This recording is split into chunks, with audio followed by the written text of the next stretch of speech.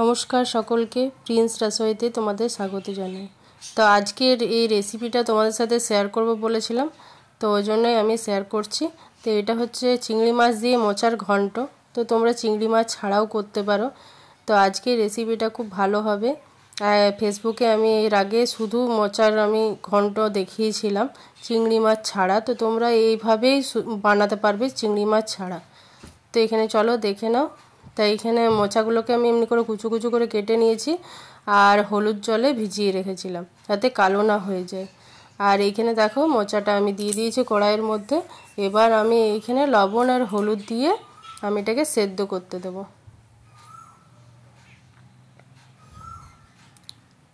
আর এইখানে দেখো এটা সেদ্ধ হয়ে গেছে, তো আমি এখানে তুলে নিচ্ছি। আর এখানে কিছুটা চিংড়ি মাছ নিয়েছি। আর এইখানে দেখতে পাচ্ছ মশলার জন্য আমি নিয়েছি আদা আর কাঁচা লঙ্কা, ব্যাস আর কিছুই লাগবে না।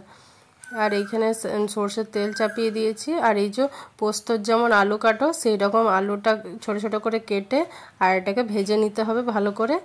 একটুখানি লবণ আর একটুখানি হলুদ দিয়ে আমি ভেজে নেবো এটাকে। যদি তোমরা চিংড়ি মাছ দিয়ে নাও বানাও তাও এইভাবেই বানালে হবে মোচার ঘন্ট।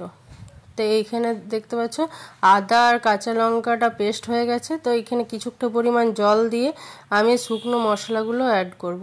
এখানে খানিকটা পরিমাণ লবণ দিয়ে দিলাম আর একটুখানি হলুদ। লবণটা তোমরা বুঝে দিও কী রকম বানাবে কতটা পরিমাণ। আর এখানে জিরে গুঁড়ো, হলুদ গুঁড়ো আর ধনে গুঁড়ো আর কিছুটা পরিমাণ কাশ্মীরি লঙ্কার গুঁড়ো। এগুলোকে সব একসাথে মিক্স করে আমি রেখে দেবো ভিজিয়ে। আর এখানে চলুন দেখি আলুটাও মোটামুটি হাফ সেদ্ধ হয়ে গেছে আর ভাজাও হয়ে গেছে। এবার এটাকে তুলে নেব। আর পুরো রান্নাটা সরষের তেলেই হবে। এইখানে কিছুটা চিংড়িটা দিয়ে দিলাম আমি ভাজবার জন্য। এখানে 100 গ্রামের মতো চিংড়ি মাছ আছে। এই চিংড়ি মাছটা ভাজা হয়ে গেছে, এবার তুলে নিয়েছি। এবার আমি ওই তেলের মধ্যে গোটা জিরে, শুকনো লঙ্কা, দুটো তেজপাতা আর শুধু দারচিনি আর এলাচ এইগুলোই দেব, গরম মশলা।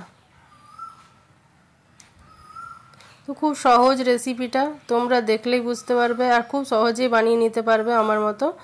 তো এইখানে দেখো যে মশলাটা বানিয়ে রেখেছিলাম সেটাও দিয়ে দিলাম। এবার মশলাটাকে খুব ভালো করে কষিয়ে নেব।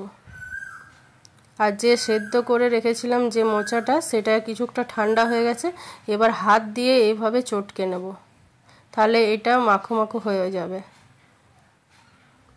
আর এইখানে দেখো মশলাটা কষানো হয়ে গেছে, তেল ছেড়ে দিয়েছে। কিছুটা পরিমাণ চিনি দিয়ে দিলাম, হাফ চামচের মতো। এবার আমি সবগুলো একসাথে দিয়ে দেব। প্রথমে আলুটা দিয়ে দিলাম, এবার মোচাটা দিয়ে দেবো,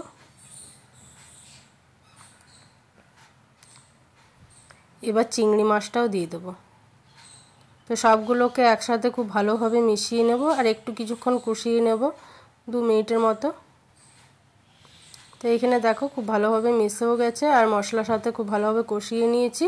আর এবার একটুখানি জল দিয়ে দিলাম, ওই হাফ গ্লাসের মতো জল দিয়ে দিয়েছি যাতে আলুটা ভালো করে সেদ্ধ হয়ে যায়। এবার আমি ঢাকা দিয়ে এটাকে হতে দেব।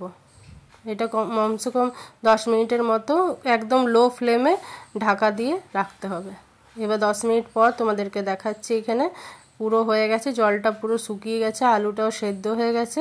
এবার এইভাবে একটু টিপে টিপে দিলে এটা খুব ভালোভাবে মাখো মাখো হয়ে যাবে। আর এবার তোমরা ঘি ছড়িয়ে দিতেও পারো, ঘি নাও দিতে পারো। তো ঘি দিলে একটু গন্ধটা ভালো হয়, ঘি ছড়িয়ে তোমরা এটা নামিয়ে নাও। তো কেমন হয়েছে আজকের রেসিপি অবশ্যই জানিও। তো যদি ভালো লেগে থাকে লাইক শেয়ার করো। যারা ফেসবুক থেকে দেখছো চ্যানেলটাকে ফলো করে রাখো, যারা ইউটিউব থেকে দেখছো তারা সাবস্ক্রাইব করে দিও। অসংখ্য